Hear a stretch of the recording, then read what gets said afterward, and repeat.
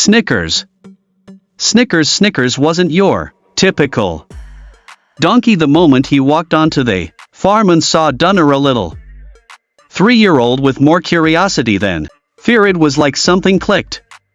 Snickers just decided that boy he was his person he came to. Now Snickers didn't exactly have the best start before coming to the farm. His old owners couldn't keep up with him, and it was more of a chore than anything else when Gunnar's family took him in. They didn't think much of it. A donkey has a donkey, right? But Snickers had other plans. When Gunnar first to the fence, tiny boots stopping through the dirt, Snickers didn't hesitate. He stepped forward slow and steady and leaned his nose right into Gunnar's little hand, and Gunnar, he just reached out and patted him. Calm as you like, no hesitation, no awkwardness, just this instant understanding. You could feel it in the air. That wasn't just a donkey meeting kid, that was something else entirely. And from then on, Snickers made it his mission to be wherever Gunnar was feeding the chickens. Snickers was there, standing just far enough back not to get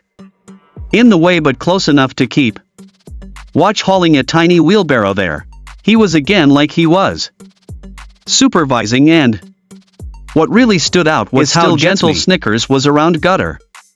He wasn't pushy, not even curious in that way animals sometimes are. It was like he understood exactly how small and fragile, treated Snickers like he wasn't just his little friend was. But you know what makes the story even better? Gunnar, some animal in the yard, he cared for him like family. Anytime her Snickers hung out near the fence, Gunnar would grab a bucket of grain and say, "Have to make him happy. We have to make him happy, honey."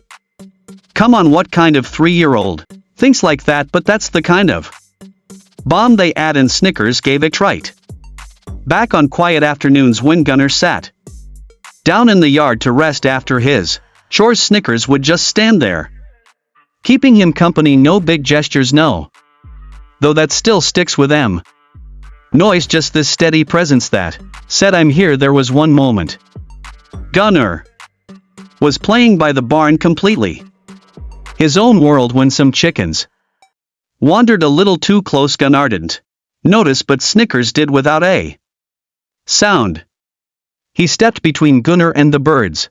He didn't do anything dramatic, just stood there calm and solid like a wall. It wasn't about protection in the usual. It was more like Snickers saying, "I got this." That's the thing about these two. That's the thing about these two. It's not just the kid and his donkey. It's trust, it's care, it's family.